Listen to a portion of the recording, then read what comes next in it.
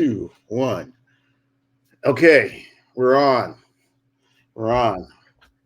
Welcome to another episode of the Shaker Heights, where experiences may vary. Um, I'm one of your hosts, Gabe Tolliver, class of '84. And I'm Eric Green, class of 1984. So we're coming back to you. Um, One thing I would like to say before we start, Eric, I want to I'm going to put the word out to all of our classmates or Shaker affiliated folk. Don't have to be 84 necessarily, but probably within the 80s while we were there, maybe or maybe not. Um, yeah, we'd like to hear your stories. Um, we have some guests that we're hoping to get in particular, but in general, we want to hear your Shaker stories. Uh, yeah, whatever you like to talk about, the good and the bad and the ugly. And so hit us up and bear witness. Get it off your chest, you know? So we're open for everybody to come up here and grab the mic like they're on Soul Train. So anyway, that's all I got. Eric, you want to talk about merch? Yeah, on the ticker below, we have a store on Shopify.com. It's called the Shaker Garment Company. And there we celebrate the successes currently in the past with some merchandise. I am wearing the Shaker welcome sign, as you would see driving through Shaker Heights, Ohio. I'm not there, but I'm there in spirit with my shirt with my spirit wear. So check us out. We'll be posting stuff. We've got a lot of our spring apparel. We've got things coming in day by day. We've got some nice shirts representing the rapid transit. The rapid transit that we 84ers grew up with, paying 13 to 26 cents, as if our memory serves us right. That is correct. So check it out. See what you think. We also have the 84 reunion shirts available. And yeah, tell us what you think. We've had 2 orders already. And let us know if you like the merch. Okay. So we got housekeeping out of business. Housekeeping affairs squared away. It's Mercury in retrograde, so there are things, if you follow astrology, things of a communicative data nature get a little wonky, and so even language. So I am feeling the effects of that. Shout out to New York. On this day. They had a historic earthquake, 4.7, 4.8, depending on who you talk to. The original area was Lebanon, New Jersey, across the way, but folks felt it. So if you're in New York, you better stock up on some things. Stock up on some things: water, canned goods, matches, batteries, um, even a little compact mirror. I know that may sound extreme, but you never know. And these are the times we're living in.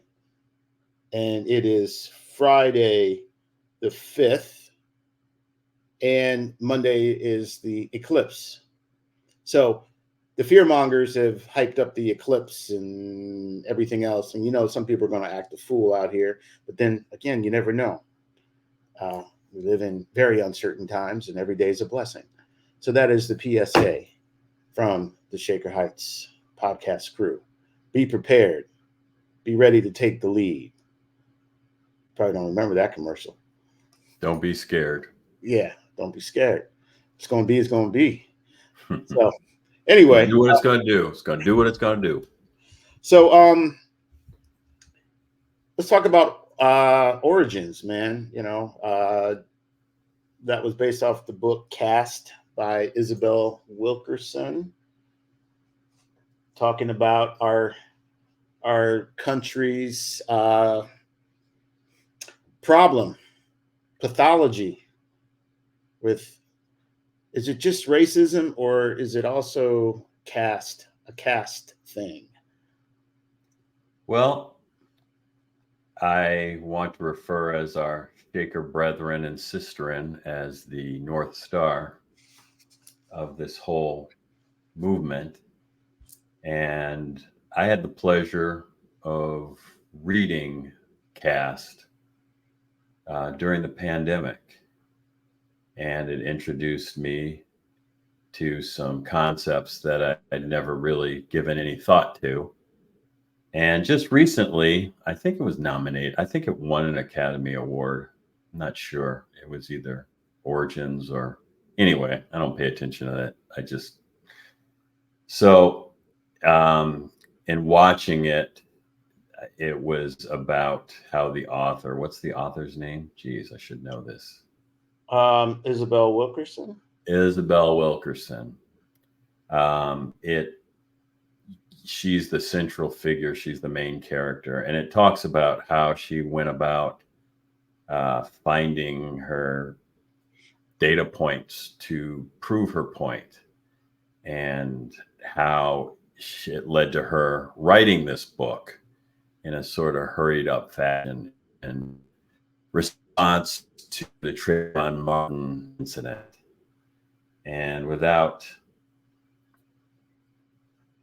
ruining it for other people, we were able to watch it, I think, for $5 on Amazon. And also, we were both, Gabriel and I, watched um, American Fiction, which was a very good pairing, if you will. And Yeah. it's a similar story. And it also um, talks about racism in another, from another point of view. So let's talk about Isabel Wilkerson. So, we talk about racism. The word is used in generalities, but Isabel used the caste system in India and the Nazi Germany movement, the brown shirts, and talked about how the Nazis used the American apartheid, we'll call it, Jim to, Crow. yeah, they looked at Jim Crow and used that as the basis to begin their reign. You know, I will, and this runs tangential, and like this whole conversation will be polyrhythmic, like a jazz piece. Uh, One of the things that really stuck out for me from Origin, when she went back into the rise of Nazism in Germany, seen through the eyes of these two black writers or researchers, was just the fact that how that brand of Nazism got imported back to the Americas as World War II went on, and then, well, even prior to World War II, there was like a gathering of like Hitler followers at Madison Square Garden, and this was like right before World War II.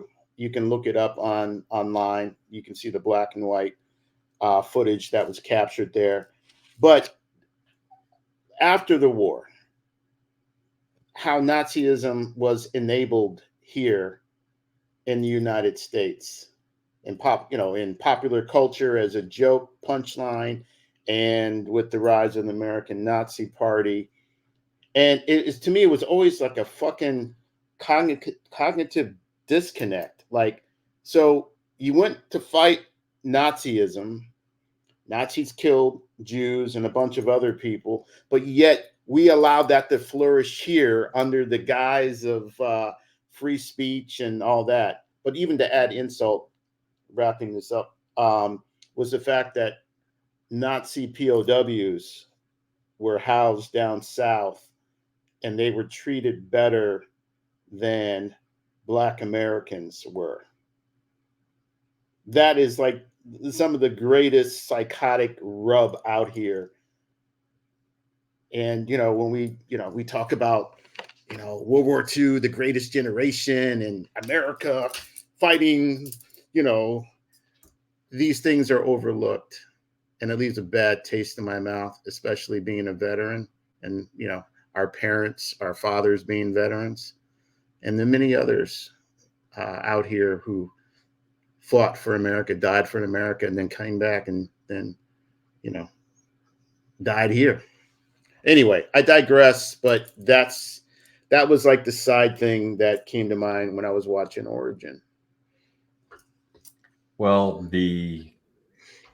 what's the greatest generation is the first iteration. I'm sorry about that. That Your point. started that started the Ludlow movement. I mean, we saw a lot of that take hold, and was the genesis of the Shaker experiment.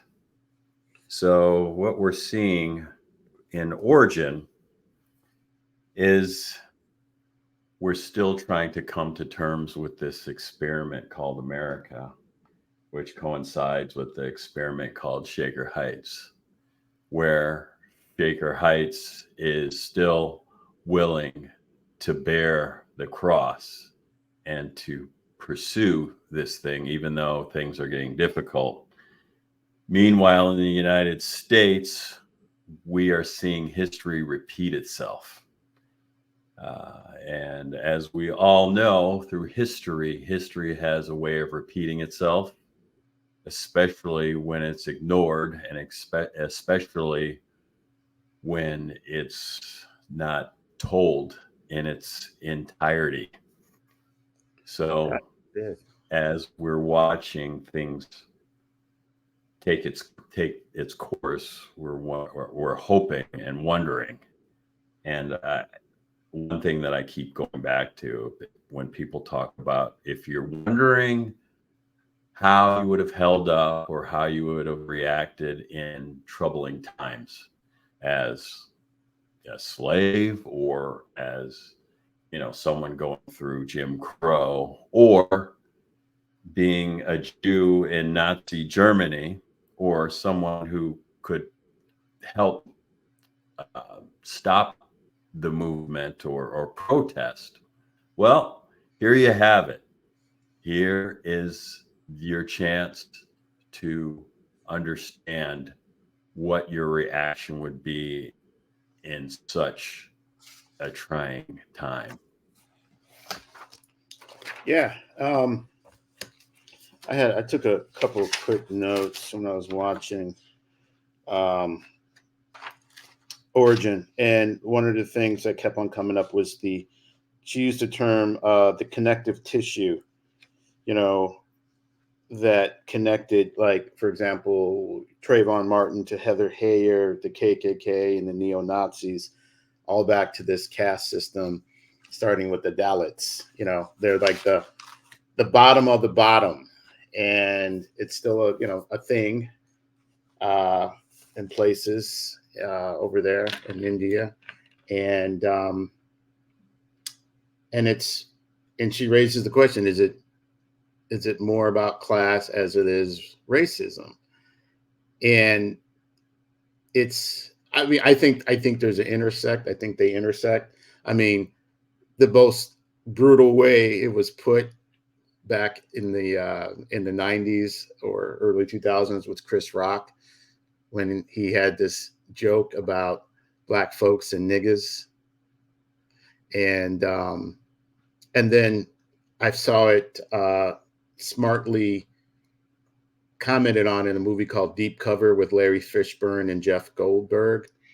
And there's a scene where a guy, Goldblum. Goldblum, sorry, Yeah. Jeff Goldblum, when there's a guy interviewing potential undercover cops, and Larry Fishburne is one of them. But prior to Larry, the white superior asks these black hopefuls a question. Do you know what is the difference? Do you know what the difference is between a black person and a nigger? And it was like a montage of reactions from these candidates toward the dude. So it was like some dark humor. But then when it comes to Fishburne, he asks the question to Fishburne. Fishburne doesn't even bat an eye. He goes, only a nigger would answer that. And see, that test was twofold, for emotional reaction and also intellectual. The guy wasn't expecting that intellect. But yeah, I kind of like that answer in a way. Yeah, I like that answer, you know. Yeah,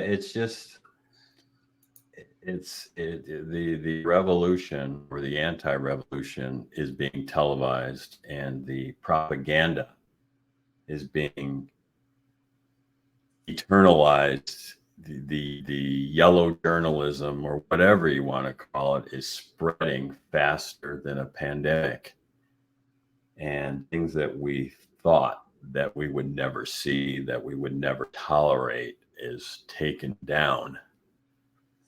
This structure called America, and this North Star for the rest of the world, is beginning to lose the trust of the rest of the world by allowing fringe benefiters. I just made that up. Fringe benefiters cashing in and taking down this government. And it's just, I mean, it's the basic recipe of how a democracy like ours would be taken down. And the forefathers, or the of who created this country, said that if this thing ever came down, it would be taken down within before it was taken down from outside. Yeah. So we're seeing that isolation was our friend. You know, we were far enough away from Europe and everyone else. We're at a striking distance. But technology has brought us closer together. It's taken away the gap. So anything and everything can go viral in a second, and And also, yeah. anything and everything can be contested and challenged. And even more so now with AI and programs like Sora and other things that can create deep fakes. So yeah, every empire has their day in the sun, and America is an empire that is going into the sunset, and many Americans across the board don't get it, don't see it, don't understand it, don't want to hear about it. Doesn't mean you got to walk around with your head hung down, but it's understanding the shit out here sometimes is bigger than you. It's bigger than the country. It's about the natural order of things. Everything has its rise, its midpoint, and then its fall. And the history shows that with every empire. And I think there's a great disconnect out here about about capitalism, and the fact that, like, we sent businesses overseas. We sent businesses overseas for greater profits, and then we turn around and the ignorant Americans are wondering, oh, it's all the foreigners taking our jobs. No, your jobs were sent systematically overseas for greater profits for the corporations. And then you turn around and you want to blame people who are going to come over here and do the jobs that most Americans won't do. You can't have it both ways. And, you got to see it in its entirety. But I think there's just a big disconnect, a distraction from that, about, what I call I coined psychotic capitalism. So, Well, I look at it as, you know, what our forefathers and what people fled the, their so-called motherland or England from is what they created here. And when they got here, they found the cheap labor that they were running away from. And in using that cheap labor, they created a caste system. And in order to better identify who that labor was and is, they color coded it after so many other people were able to come to this country and become American. So they had to figure out how they could best identify who that cheap labor is and would be and has continued to be. And when things go wrong, you blame that labor, which is your people that survived slavery and the immigrants that were escaping persecution. Now, if you're able to assimilate easily within the American culture, you found yourself at a better advantage than those that couldn't more easily assimilate into the American fabric. it's all about the connection to the complexion. So, So, so funny. so here we are. We are at this point in time where it's put up or shut up. I think we're going through a de-evolution, and we're also going through what Rome did, as they were deemed the center of culture and they were taken down. So we have to see if this system that was created will hold up to all of these glitches that are being attacked from within. So these books that we were really paying attention to during the pandemic, or at least I was, that we were giving heed to. It's a test to see. I think this is our final to see what we learned from those things that we should have gleaned from, and see if we can actually uh, survive this this ensuing storm that's about to happen, this cataclysmic whatever is going to happen starting in November. And I'm hoping that these distractions and these things that keep us from seeing truths, or that we'll be able to at least use our rights, that a lot of us died for and fought for, and put this country at least back on track, and hopefully salvage a lot of these things that seem to be crumbling beneath our feet. This foundation that seems to not really be as strong as we thought it once was, and that we've taken for granted up to this point. You're more optimistic than I am. Um, my optimism has an icing of pessimism. So, like, I use the analogy of like foundation. If you've built on a faulty foundation, there's only so much spacking you can put into the cracks. You have to lay a new foundation. And however that foundation is laid, there's going to be some uncomfortableness. There's going to be some conflict. There's going to be bloodshed. It's no different than, these forefathers fighting the British for their, independence and whatnot, or just, civil rights and the right to vote, women's suffrage. So Yeah, it's just for me, it's just about how it goes down, and yeah, just how it goes down. I mean, everything is a powder keg right now. And Well, the example that she used, which I thought was a great example, which she emphasized in the book as well as was emphasized in Origin, was it's like what you inherit is what you inherit. And mhm, with yeah, the race situation in the United States, a lot of people feel that a lot of white people feel that they're the ones that are pointed out for the discretions or things that were done in the past wrongfully. And now that they're being pointed at and that they are caught holding the check.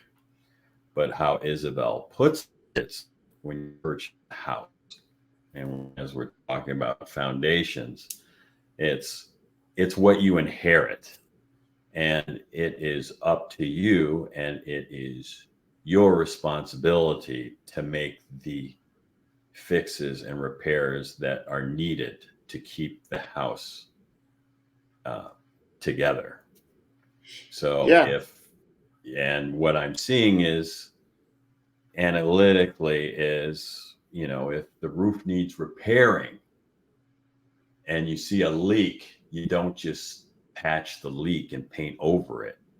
You might have to take the ceiling down and find the actual problem to repair, It or you reminds just you just yeah, you just keep making minor repairs, and nothing ever is solved, and you just pretty much you're in an endless circle. reminds me of a saying or a chant. The roof, the roof, the roof is on fire. We don't need no water. Let the motherfucker burn, burn, motherfucker, burn. Now, Yeah, and that's riot. That's when you well, I that's mean, when I'm not advocating it. I'm just doing a chant because usually riots are counterproductive depending on who's waging them. Because I feel that historically, the riots that came about and with righteous anger, Rodney King, George Floyd. Um, I mean, and you can go further back than Rodney King. I mean, a lot. I mean, to the 1800s or whatever. But I think as we got into modern society, that's where I'm going with this. The riots turn inward in the communities instead of outward.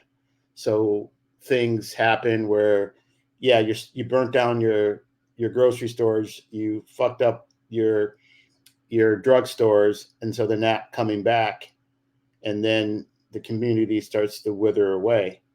And sometimes it's about like, oh, okay, if you're going to do that, take it to where you need to take it, but don't burn down, don't shit in where you live, because it's about the long term. So, and again, people, I mean, we have to figure out, people riot when there's discontent. And so one should try to make best efforts to minimize discontent.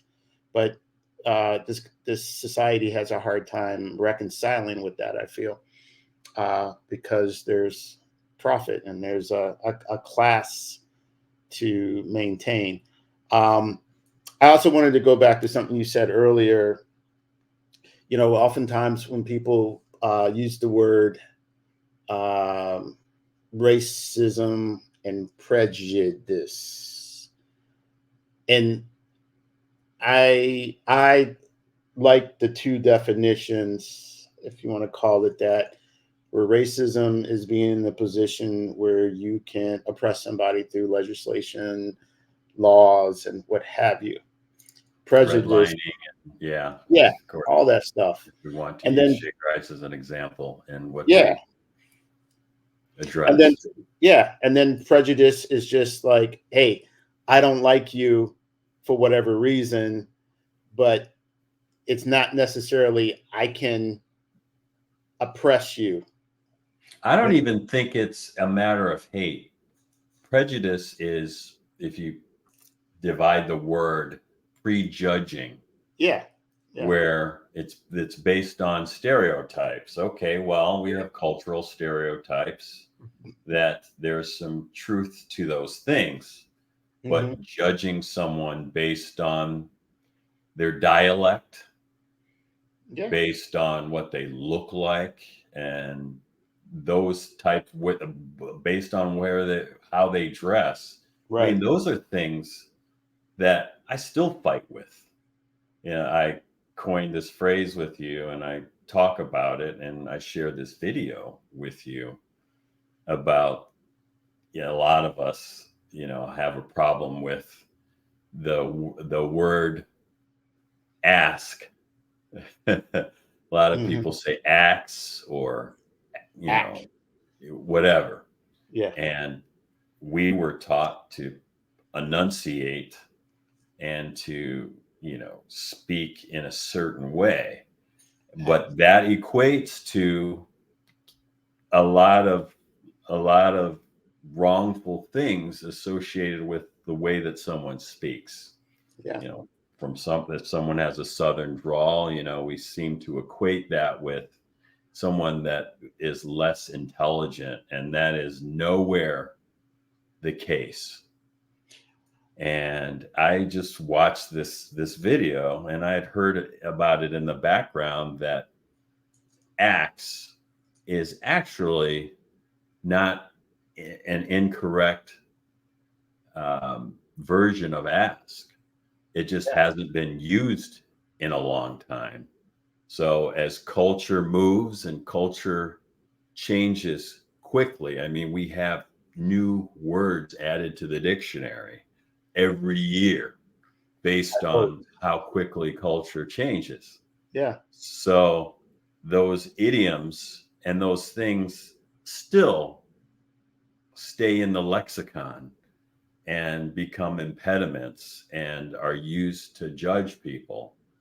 And I fight those things all the time. When you look at hip hop and you look at the poetry and the complex stacking of words and ideas and all of that, I mean, that's a superior intelligence. And you cannot equate that with, say that someone is dumb because they use a different intellect, or I Oh mean, a yeah. different dialect. I'm sorry, not intellect.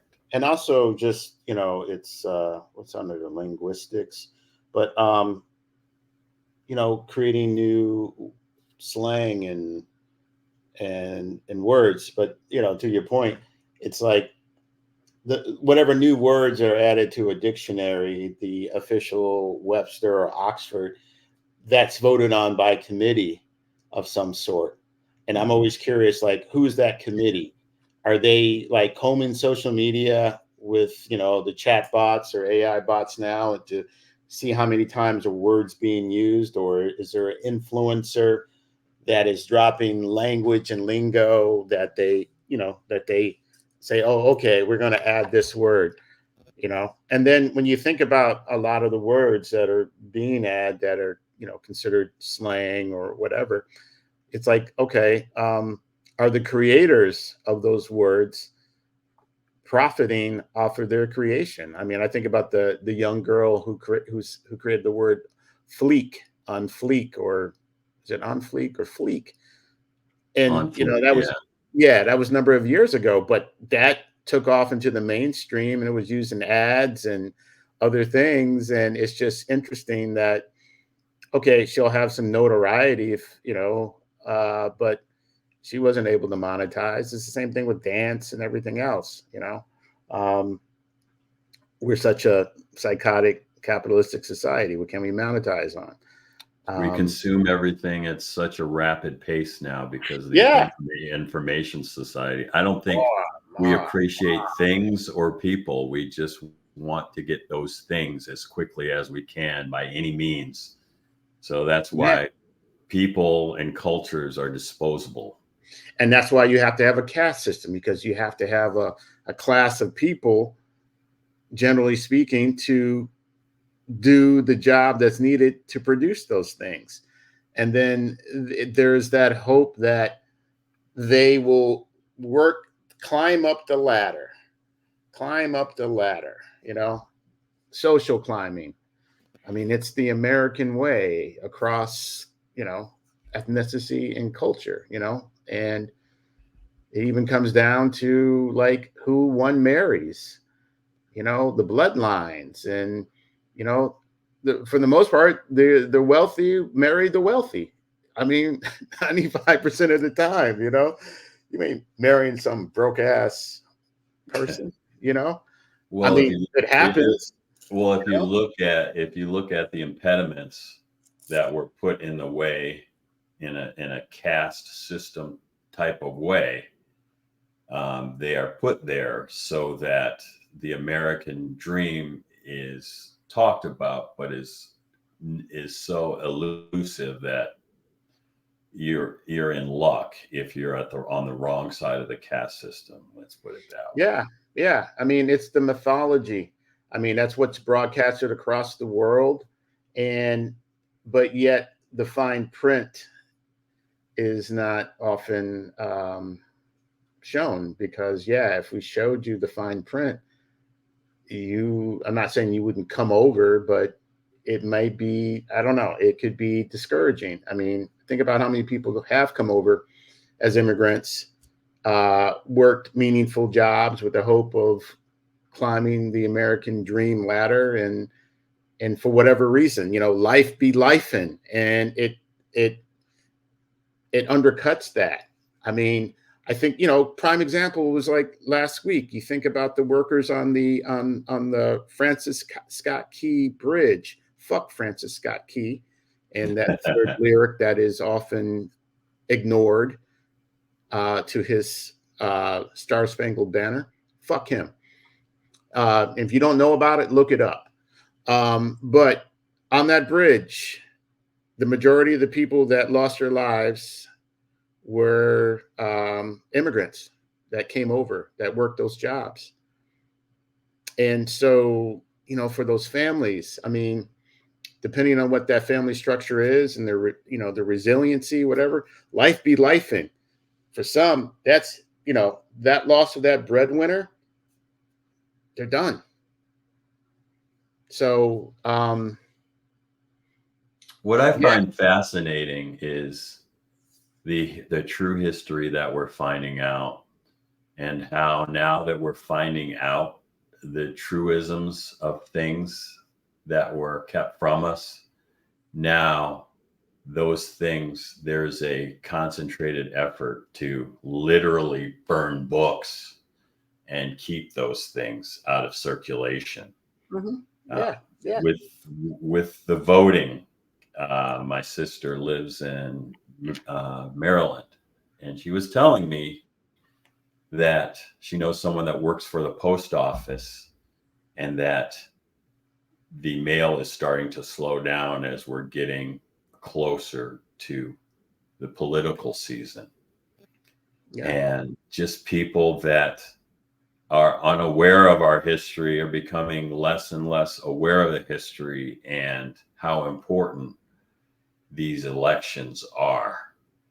And just thinking about, I mean, you were in the military, Gabe. I mean, in every single, all the bases are named after Confederate generals, aren't they? Or were they? And we just, There were they were up till I think last year or the year before, and all of them have been changed over.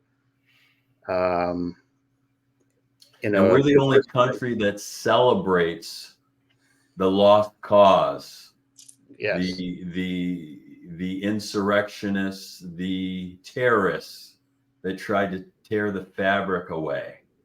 That 30% of the country that relies on the rest of the 70% of the country Mhm. exist. Yeah. And they are at it again. They are being fed uh, bogus information, and they're taking that information and holding the rest of the nation hostage.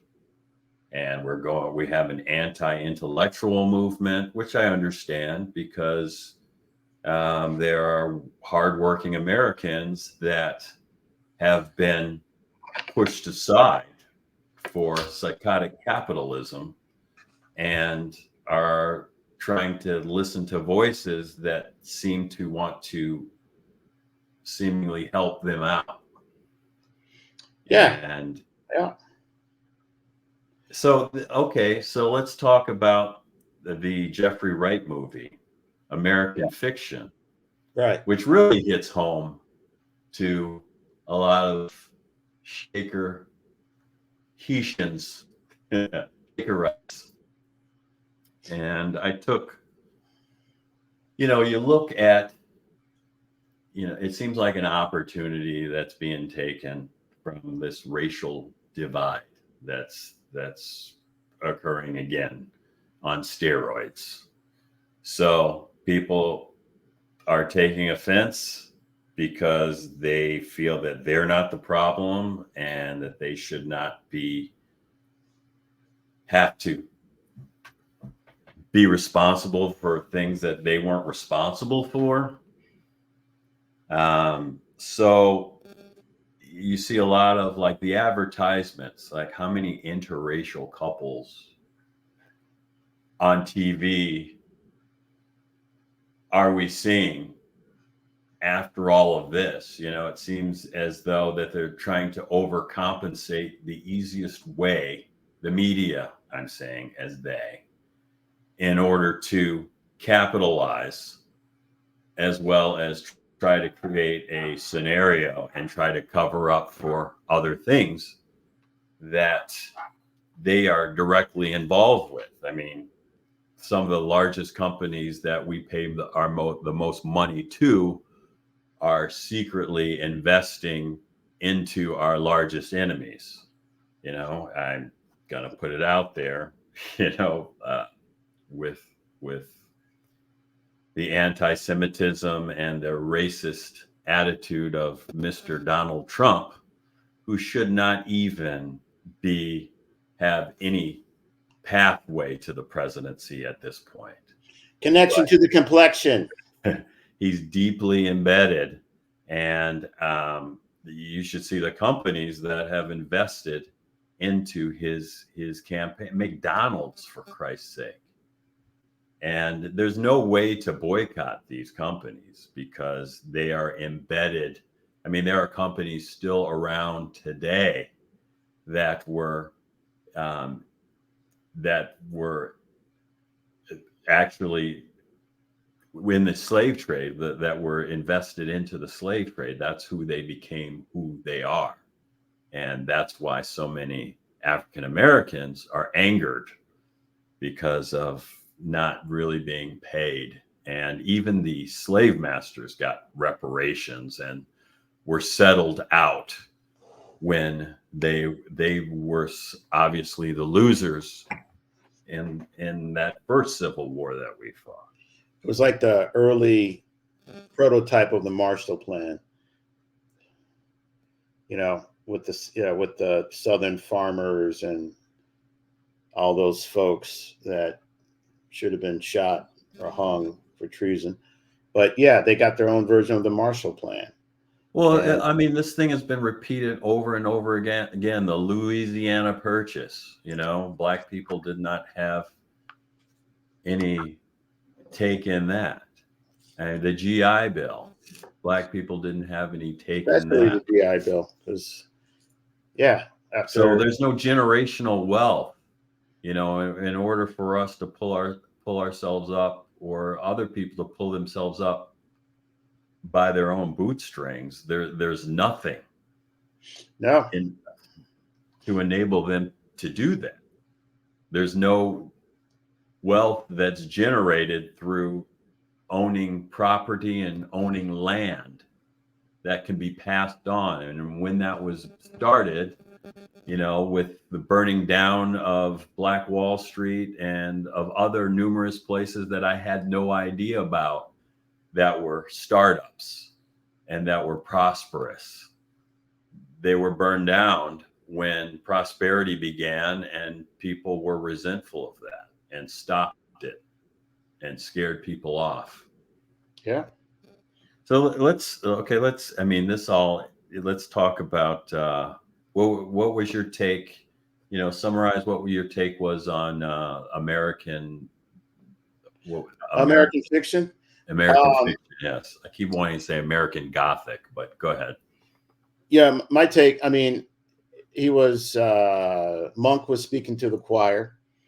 Um, I mean, he's a writer. I work in film and TV, and a lot of those themes were true. Like, there's a type of, and it makes me think about Stanley Crouch's book, Notes of the Hanging Judge. But I think there's like a category in the entertainment industry of the type of Black people that are amenable to the powers that be, the gatekeeper.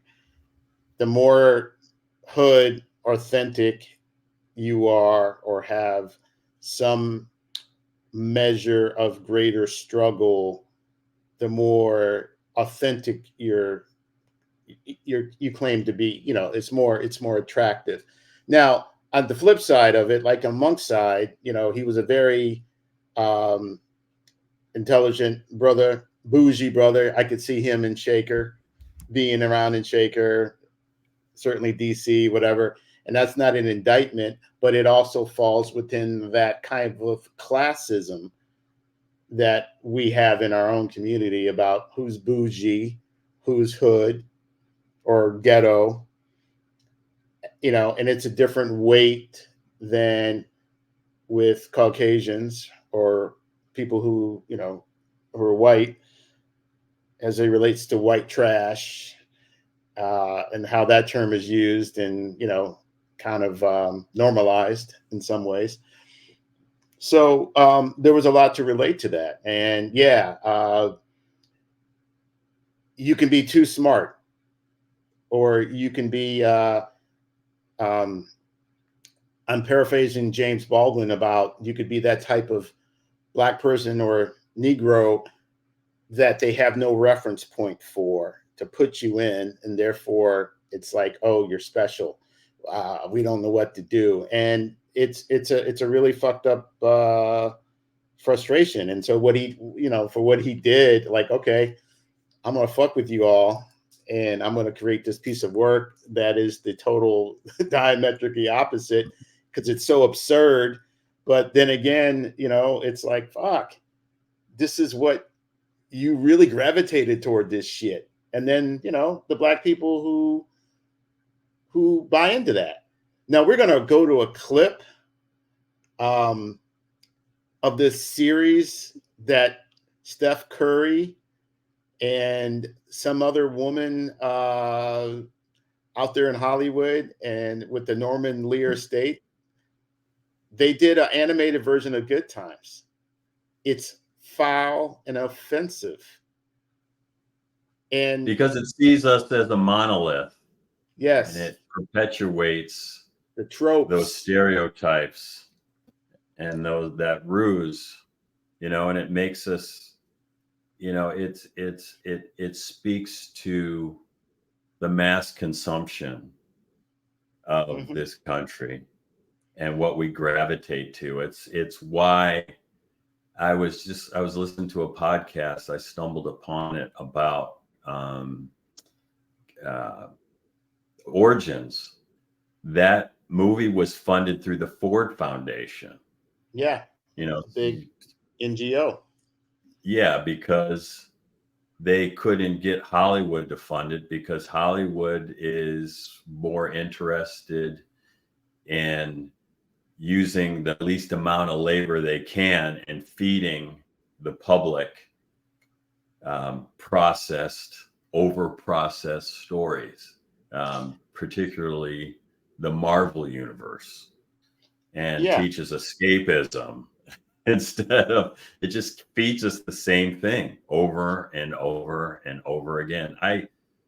I move around purchasing different streaming services, And usually it's as tiring as I remember going to Blockbuster trying to figure out what to spend time on watching, because Hmm. everything is the same storyline and people are attracted to violence and stereotypes. And I want to learn something. I want something that I can use. I mean, I believe in escapism, and I've spoken to a lot of my black friends. I mean, they're sick of this black trauma porn, if you will, that which is what Jeffrey Wright, who is the character, Yeah. the Thelonious, they call him Monk as his nickname, but his first name is Thelonious, which is very appropriate because it talks about the richness of Hmm. his art form and how he sees writing as an art form, and Yeah. how he has to bastardize his art form in order to make it saleable or pop, if you will. And Yeah. I Yeah. think about Thelonious Monk, the jazz uh, impresario that used math and created this rich form that only a few people, an elite people, really appreciate. And I Yeah. see that with our people, with our immigrants, with Black people, that are looked upon as being just mere entertainers. And we don't look to them as being people. We don't look to them as being key contributors, inventors. And we don't look at their historical past and what they brought over to the United States, from agriculture to your everyday things, Yeah. and just how the culture changes and moves, on a daily basis. Because as I tell Gabe, there were a bunch of lost tribes that had to create their own language, that were split up and had to figure out how Yeah. to organize, which is puts them at a disadvantage against a bigger enterprise, Yeah. of which where the rules and everything is set, is cast and set to a point where it's almost impossible to overcome. But yet we use we all use these unreachable goals, or this unreachable dream called America, through all these different, get rich easy scheme, and the internet is a big player in that. And then the commercialization of you know selling untruthful things about what America is and who America is. And I get so sick of hearing this is not us, when we know historically it has been us and it continues to be us. Yeah. Yeah. Exactly. I will say I'll go back to the Ford Foundation insight that you provided. I mean, here's another reality about Hollywood. So there's, I don't know, maybe 192 plus territories in the world. So they gather at the major festivals, whether it's the MIPCOM or the Berlinale, Toronto, American Film Market, to all buy content. There's so much content and so many little gatekeepers. And when it comes to Americans of Black Americans or Americans of African descent, um, when it comes to movies and stuff like that, it's the obvious players, the Will Smiths, the Kevin Harts, that sell globally to a lot of markets. When it's a film like American Fiction, it's a specialized film, so therefore it quote unquote has to be handled differently in a way that is not given the same latitude as white films with predominantly white casts are given, and most of the distribution and the sales reps are white. So it's still a matter of, to a certain degree, cinematic apartheid in terms of like product being made and seen on a wider scale. Um, so that's one of the other things that are intertwined with all that funding and what have you. And it's still an uneven playing field out in Hollywood. You're talking about a thing that is over 100 years old, and that was started by Eastern European Jewish immigrants who had their own version of what they thought America was and created it through cinema. Um, the white picket fence and all that.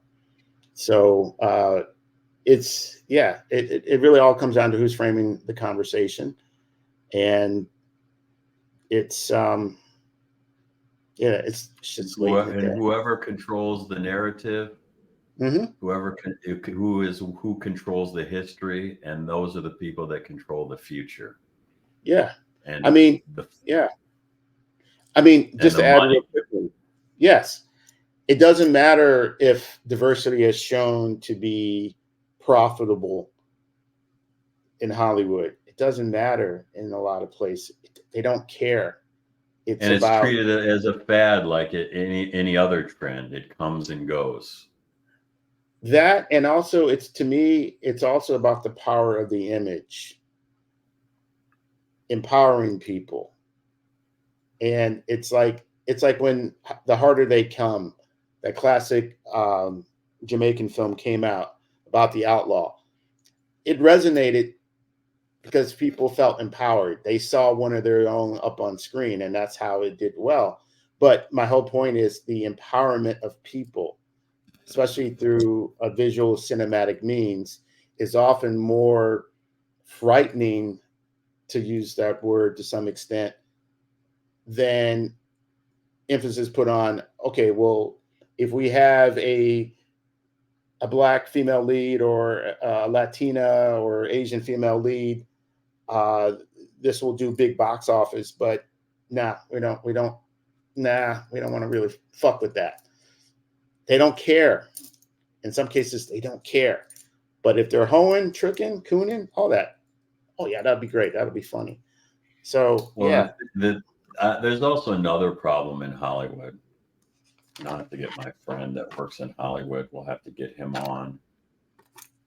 But you know, just with the creative world as a whole, those are the last people to be paid, but they're responsible for the yeah, success of a company. yeah, And with the advent and the speed of AI, that's another yeah, frightening thing. We look at any industry, the steel industry, look at how the yeah, Japanese started doing the less expensive barbed steel, yeah, and they had inferior cars that couldn't last the winters here in the United States, when all of a sudden, by the late 80s, early 90s, they had superior vehicles, and we yeah, had more expensive, which started the tariffs of things coming in and out of yeah, America in order yeah, for us to compete. I mean, we keep selling off our labor and good jobs and technology. I mean, they're trying to get computer chips mm-hmm. here. It's just like our diets. I look at our diets, it's processed food. They take out all the nutrients of the Yeah, hard work and all those things.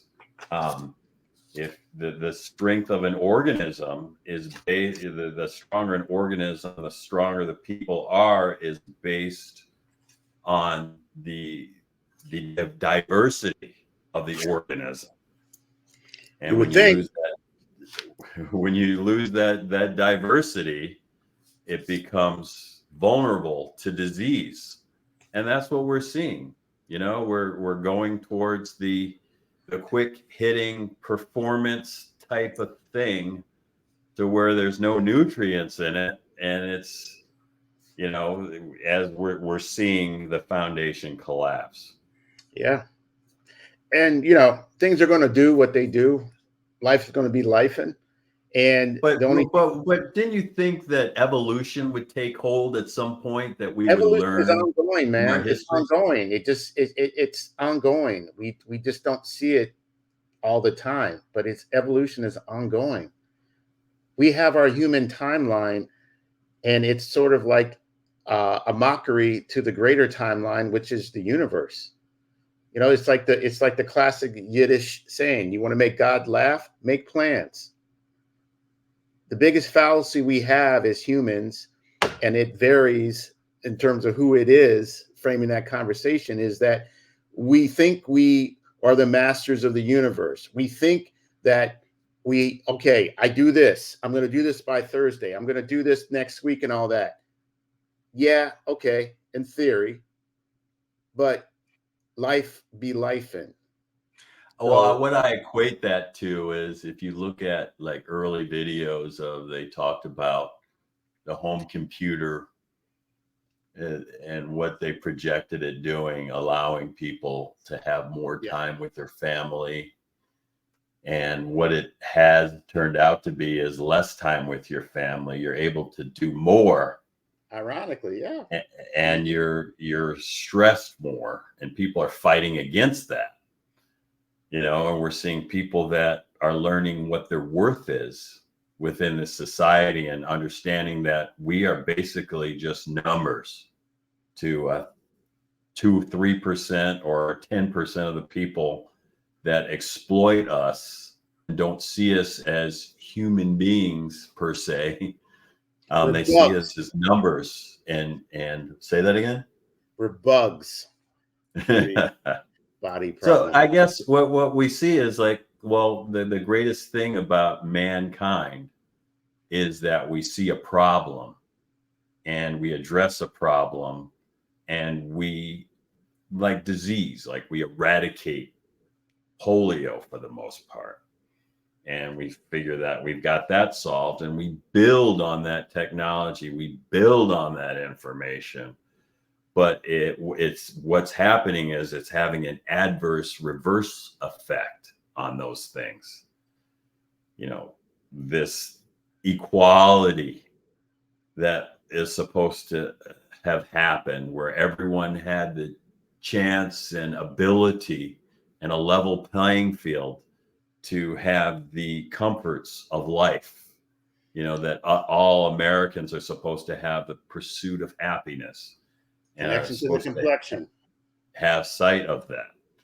So that is taking us backwards. And what the author of Caste is stating in all of that is that,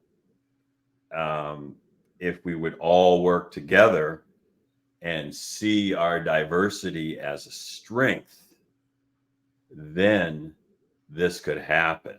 But too many people are afraid that they're going to lose what they have, and they Yeah. don't want Yeah. to play what they see as a quote unquote subordinate role in this society.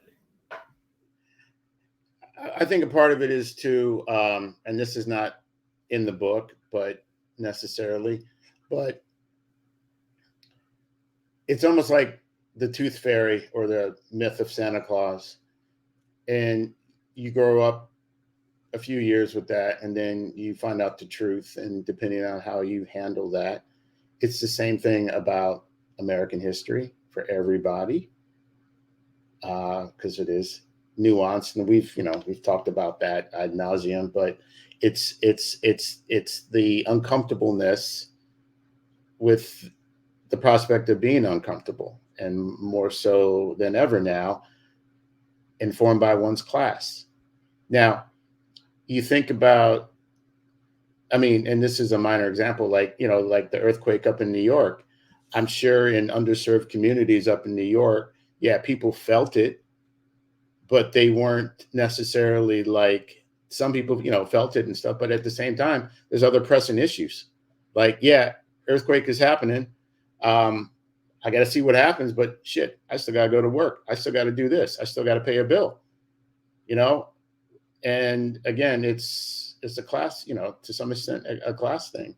I think And it's also a value system as well. yeah, value system. Oh yeah, 100%. All that. Well, a lot of the things that we think that we need in order to have position is a huge detriment to us as human beings. Yeah. I mean, think about all those guys, to your point on earlier about online on Instagram or TikTok, all like the Gary V types. You need to do this, to be the top dog. Nobody gets Grind, get your anywhere. grind on. You got to hustle. You got to Yeah, grind. yeah, yeah. Top dog. Only losers quit. All that shit. That's just some of What's the that other thing? over. We don't get handouts. We don't need handouts. Yeah, yeah. No, everybody's gotten a fucking handout. Every fucking body. It's just about how it's labeled and who frames that conversation. It's the same thing with history and factoids. A lot of stuff getting re-examined, rethought about. If you get enough people in the room to agree that the sky is periwinkle blue and not aquamarine blue, then that becomes the fact. That becomes the fucking fact. Like eugenics. Oh, blacks' brains are small, like primates and all that. Right, Chuck.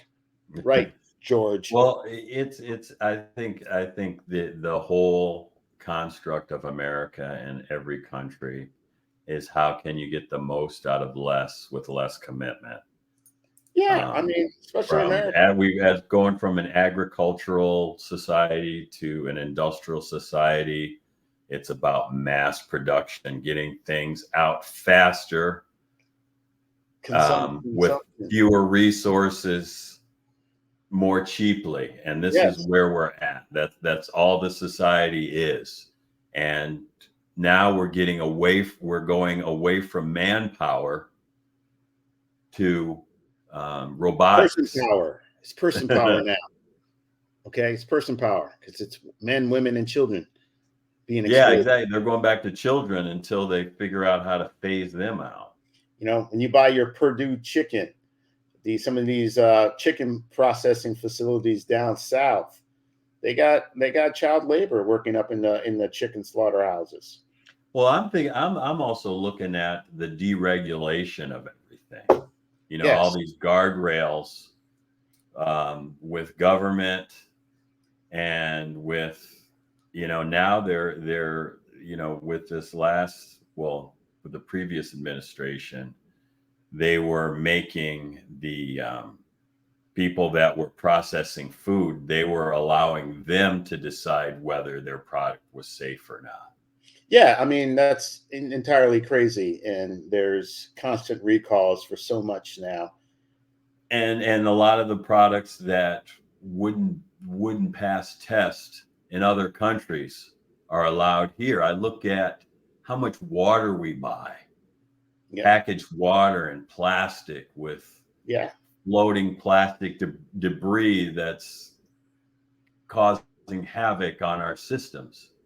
Even though we're supposed to have the best access to medicine and advancements in this country, we lag behind Because of educationally. We're the money. richest country in the world, and we lag behind, and we support other countries that horrible to their people. Like I think of Dubai, like I see all these people over in Dubai and patronizing Dubai, where they treat their people, horribly, especially the immigrants, and they're just prisoners being used to create a lifestyle for the rich and famous. And that's what America is on its way to becoming, even more and more. Yeah. Without the fight of certain people, there would be no such thing as civil rights or even a separate political party, because there would be no reason for it. Well, I mean, the two-party system was designed for there's only two parties, and that is a hustle within itself. But that's a whole other conversation. So again, that is part of that illusion of choice that you think you have in this democracy. And democracy has already been eroded and compromised, starting with the Supreme Court. So, yeah, all that stuff. It's implosion. It's implosion, and everybody's going to have to figure out how they're going to have to respond or deal with it. And again, change does not come without some measure of conflict. And again, it's about what people are going to put up with. I And look at it, no change comes without some sort of compromise oh or yeah, of course. sacrifice. Right. Yeah. What are So you what willing to we give have to up? understand what the sacrifice is. You know, in Right. the Yeah. 60s, it was either we do this and we create opportunity and access for these people that don't have it, or we're going to be under constant stress and turmoil and rioting. So we've seen that happen and we've avoided that. We've avoided conflict with Russia, with the Bay of Pigs. You know, so we're at that crossroads. We're at that point in time where we have to see what is going to happen. Yeah. So So, and everybody's going to, respond to it differently. And it, look, the sad thing about it, some people ain't going to make it. That's just the fucking pragmatic reality. Some people are not going to make it. I'm just hoping, like, from an evolutionary point of view, I'm trying to have some positivity from the point of view where I think people will show up when it's time to show up, when they're not distracted and they have to pay attention to Yeah. where that they have to, like with swing voters. And I mean, that I don't understand. I cannot cannot fathom how anyone doesn't understand right from wrong. I mean, there are certain truths that are just That's, universal. but again, that's a class. I always put that under a class of social thing, what you've been exposed to. Another person's freedom fighter is another person's terrorist. And that is applied to a lot of other things.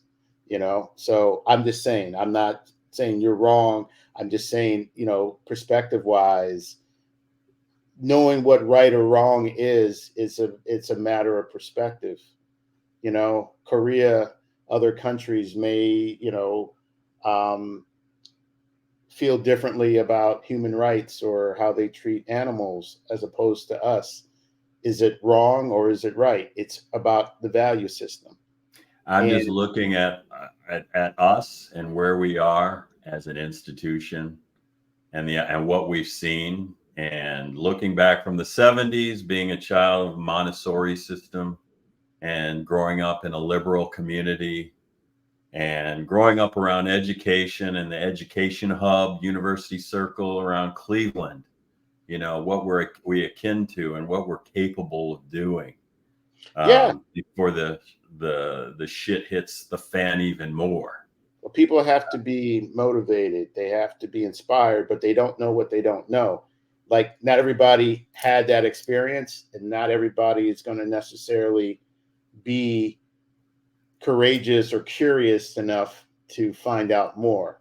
The And the real, cultural elite has to be able to communicate with those people that they feel, is somewhat beneath them. They have to change that attitude. I mean, growing up where we grew up, like when I was talking about uh, dialect is not intellect. You have to understand that and understand where someone's coming. And it takes where you see someone and you judge someone and look down at them for stealing, for instance. But if you understand the whole system and how it was laid out and how it's constructed and how it's a microcosm of how this superpower, how this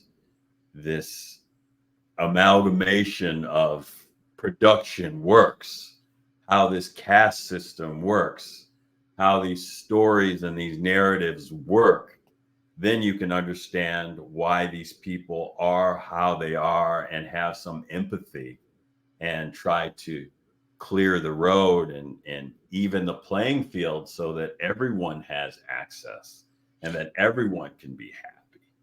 Well, I mean, So that's an until individual that journey. happens, Well, yeah, but that's an individual journey. So you have to live by example. So everybody who's aware of those things and aspire to those things, you have to live that. You have to walk that walk. It's just not going to happen through osmosis. You have to set exactly. the tone. But the least we can do, and what I feel that we're doing, is speaking our truths and having these. It's an overused expression, but having these difficult conversations so that Yeah. we can at least, because if we all go into our own foxholes or what have you, we're just going to get more of the same, and we're going to get more anger and more division and more derision, and we're going to get more of the same and more of a cataclysmic uh, result It's because we're heading that way. we are heading there. You just got to accept the fact. There's not going to be no last minute manna out of the sky, Jesus coming to save everybody. It's not happening. So So in order for this to work, is no one's coming to help us.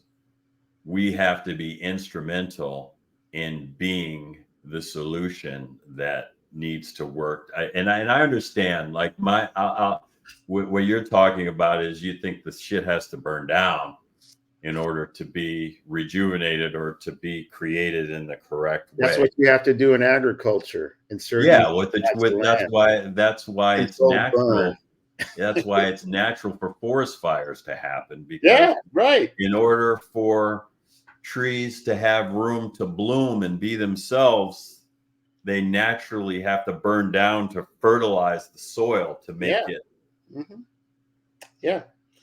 So, and a lot of this can happen in our lifetime. The the upheaval, the recalibration, and some of it may happen way after we're gone. I think we have to understand, and which with my old age, that what I thought was going to happen, I thought it was just going to happen through osmosis and based on the work that our parents did, is that we have to be involved in the maintenance, which I don't think that we have been. And I think that we've been riding the coattails and have been enjoying the fruits of the labor of our predecessors, being our families and our communities. And now we have to really react quickly. It's almost like not purchasing insurance or not maintaining a car that's going to shit right now, that now you have to fix and put more money into and put more time into than you really should not have had to do.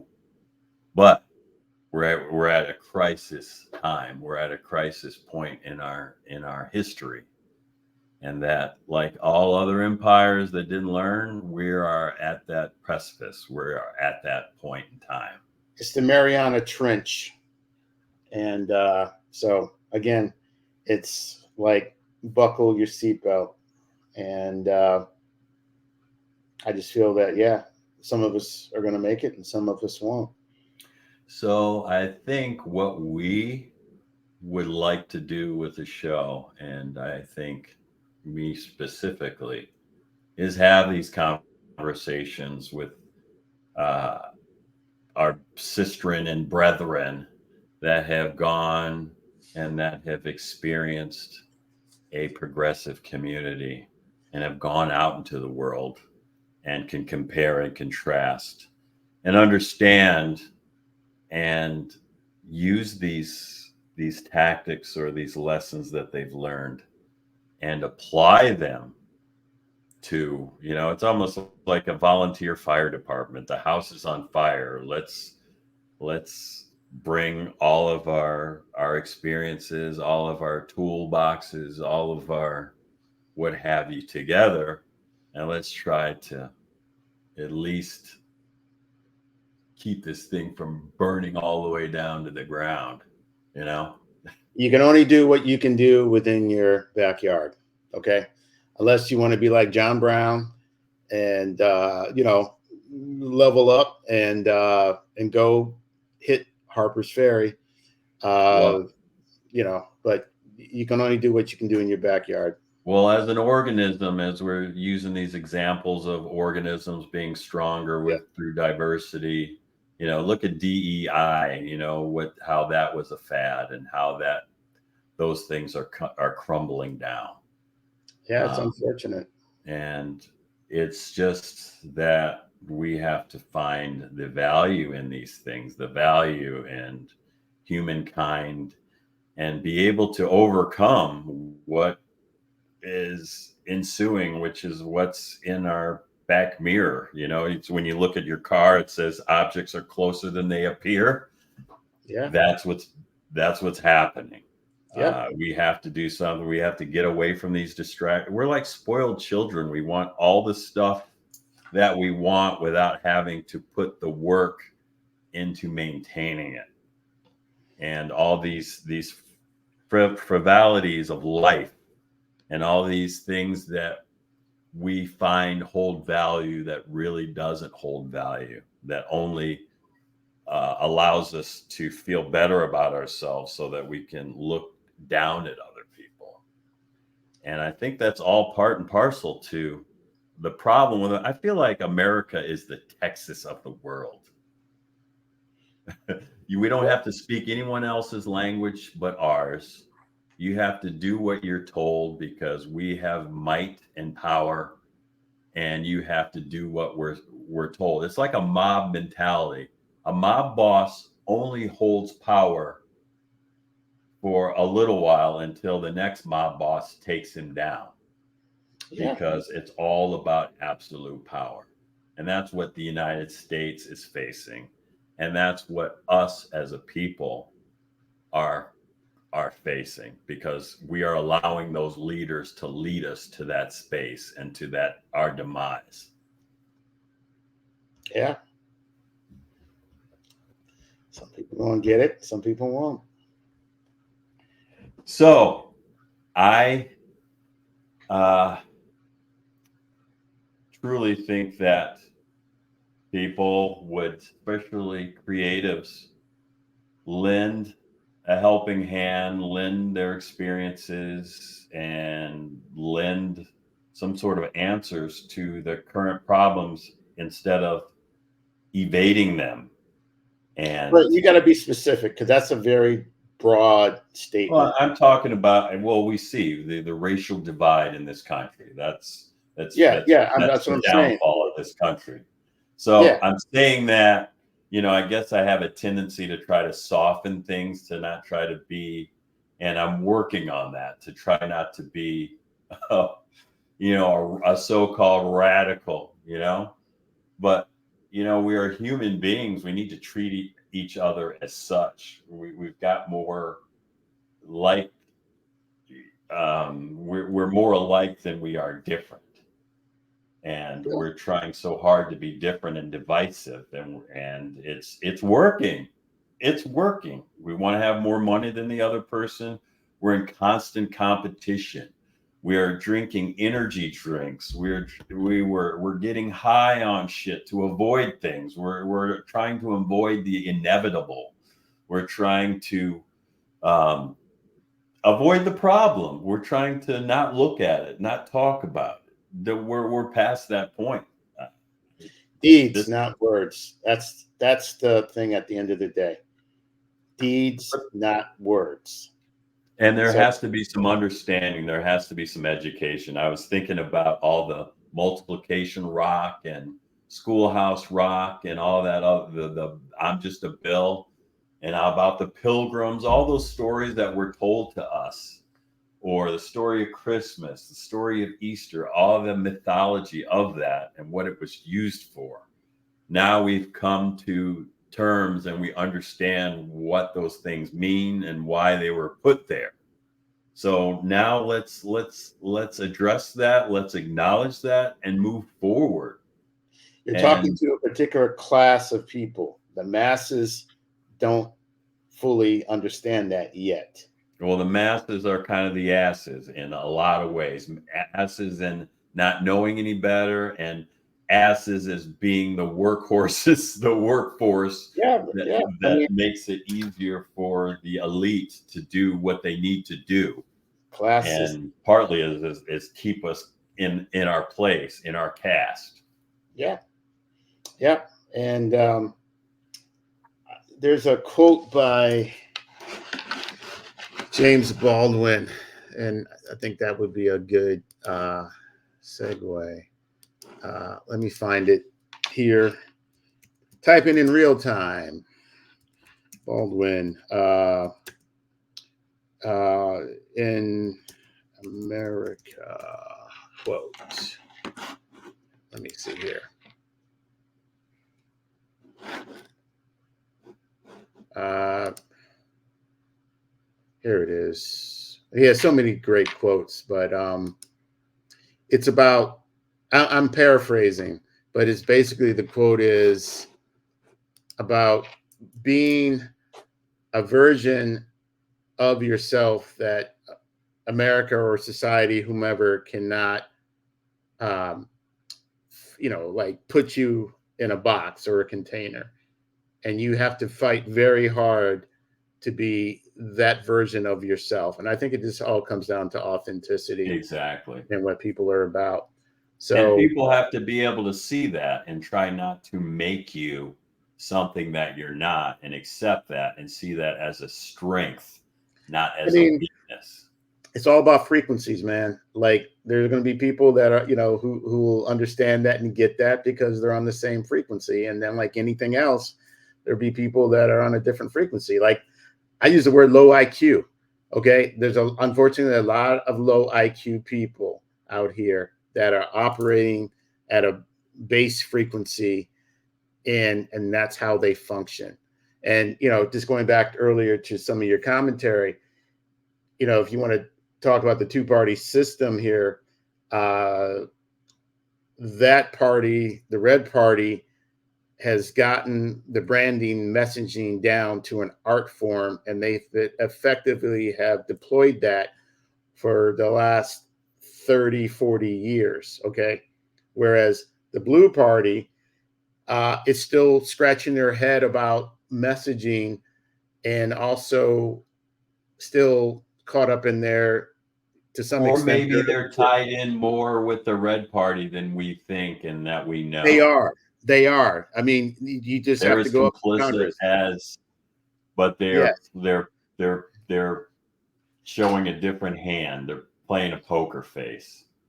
Every up here at Congress, across the aisle, they all get great benefits because they voted those benefits in for themselves. They give themselves raises.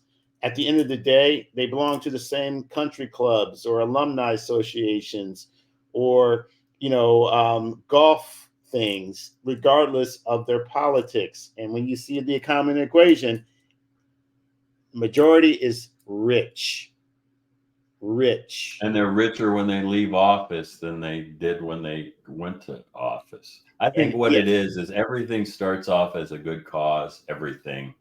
And then people figure out how to cut corners and look at what everyone else is doing. It's like greed. college. It's everything. Everyone is for one reason or another is not putting their all into anything anymore. No, There's it's no no. there's no pride in putting work and effort into anything anymore. Everything's changed, and it's been a gradual thing. And I understand it, generation Gen Z or whoever. I understand. I mean, they've seen um, their parents put all of themselves into their jobs and become their jobs and get nothing out of it. There's no loyalty to anything. That's why they are of the mentality under the false pretense that they're going to do it on their own and be their own people. And like I said, no one gets anywhere in this world on their own. It's impossible. It's Yeah, impossible. No, it's very true. It's all about your So if networks. you just if we just keep that in mind and move forward and try to build bridges instead of divides, then that's the measure that we have to pursue. I mean, we tell the truths. We see what we. If you see something, say something. Yeah, And you and hear can't it. be thin-skinned about any of this. You have to throw yourself into it and do what's needed to be done so the next generation could take over. I think what happened with our generation is that we didn't take the baton and move it forward, and that's why the foundation is falling, because we didn't do the The needed foundation maintenance. has been falling, bro. It's never It has stopped. been. It has been, but there was enough change along the way to give a little bit more opportunity. I don't know. And I don't know. yeah, I think with it. with what we're able to do and the jobs that we are able to have, based on what my father could only dig a ditch, he couldn't, where he got onto the fire department. It takes fight. More other people, it's not fair. Like people say, the only fair there is where they give ribbons to Yeah, cows yeah, and of course. livestock. So But we got to take what we have and keep pushing, but it's a concentrated effort. It's a constant effort. You can't let up.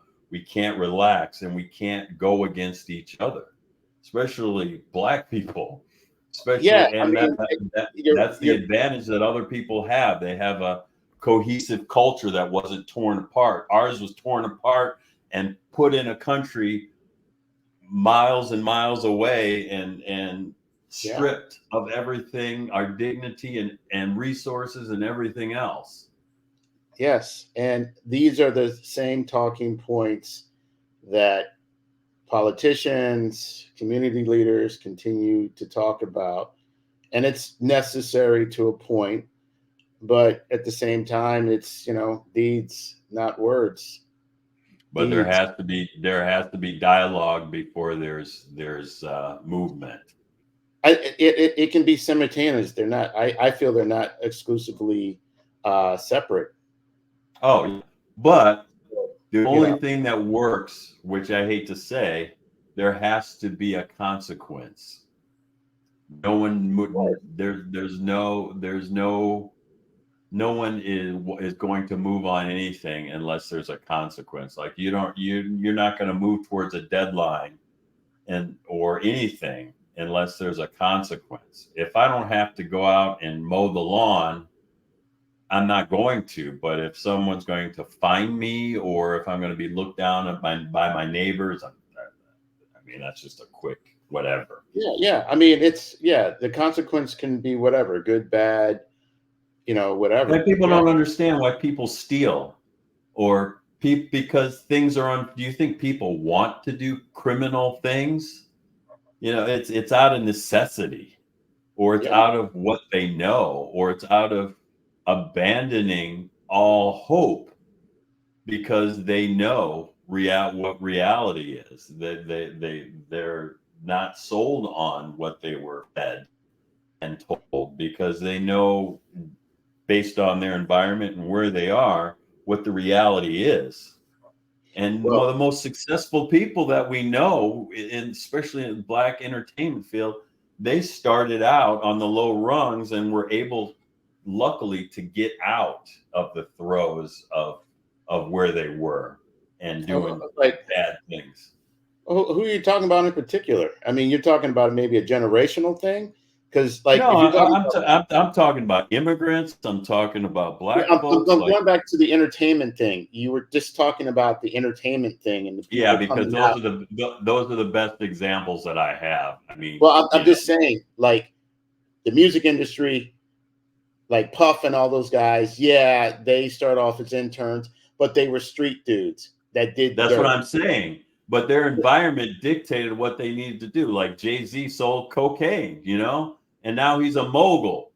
But he needed to do that in order to because that's all he saw, Yeah, and that was his only way out. yeah, He didn't I see get any that other part. way out. Yeah, I get that. I'm just saying it's the way you phrased it initially. It didn't make that clear. It was as No. if, people just, whatever. I mean, it's fucked up. The music industry it's a fucked up business. It's a pimp business, and great reward, and there's obviously a lot of risk because not everybody makes it. But and then it's defining what that making is, because some of the And it's most bastardized and set yeah.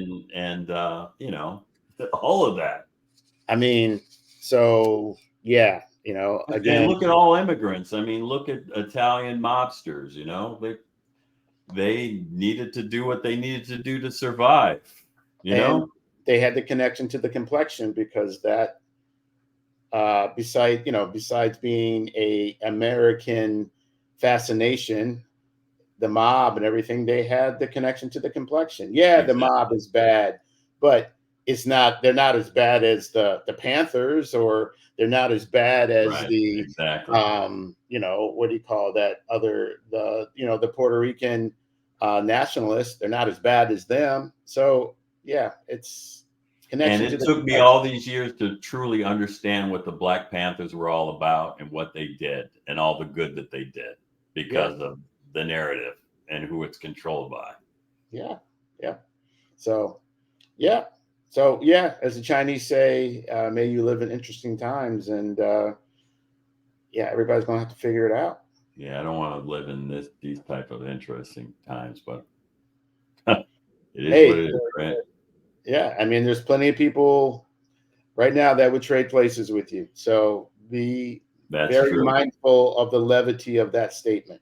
Oh yeah, Yeah, exactly. Because I've got a lot better than most people. yeah, So yeah, it sucks. Yeah, it sucks, and it's challenging, and it's exciting, because it's like, okay, depending on what one is facing, with life be life, and it's like, okay, see what you got out here, and go from there. So we don't have solutions, and we can't solve the impending doom that it looks like we're headed for. But at least we can talk about it, and it makes for good fodder and conversation. Let's put it that way. Yes, yes, indeed, And and entertainment. yes, and again, we want to iterate. We get into these conversations. This is like our third. No, actually, this is our second episode if you count this StreamYard platform. But yeah, we want to bring folks on, hear your stories, chop it up across the We don't spectrum. have to agree. Let's talk about it. Let's see each other's point of view. Yeah, and it doesn't always have to be heavy subjects. We can talk about, it's a mixture of things. So Let's talk about the food fight at Woodbury that Gabe engineered. it was actually at Shaker, actually. Oh, that Yeah, was a shaker. Oh, yeah. okay. But yeah, so we'll be reaching out to folks. If you watched this all the way through, thank you for watching. And if you want to be on, hit us up on the DMs on Facebook, or at Shaker Heights Podcast at gmail.com. But most importantly, show your Shaker spirit And by as we say, experiences may vary. Let's and check let's out hear our about merch. your experience. Yes, yes. And that's what we want to do. We want to hear about your experiences all across the board. Um, I can't wait if we can get Smith and Wyman on. We do an episode about, Shaker fights or Shaker beefs. Get Scott Griffin, the fun bunch from '85. Um, yeah, we're starting with who we know. So here we are. Here we are. There We'll we see where be. we're at after the eclipse on You, Monday. you know where to find us. Yes. And thank you for watching. Check out our merch at the bottom. Supporting a good cause, good quality shirts and other things. So yeah, here we are. This has been another episode of the Shaker Heights. where experiences may vary. There's Shaker right behind us on the horizon, right there. In our hearts, in our minds, in our view. And then until next time, we will see you later. And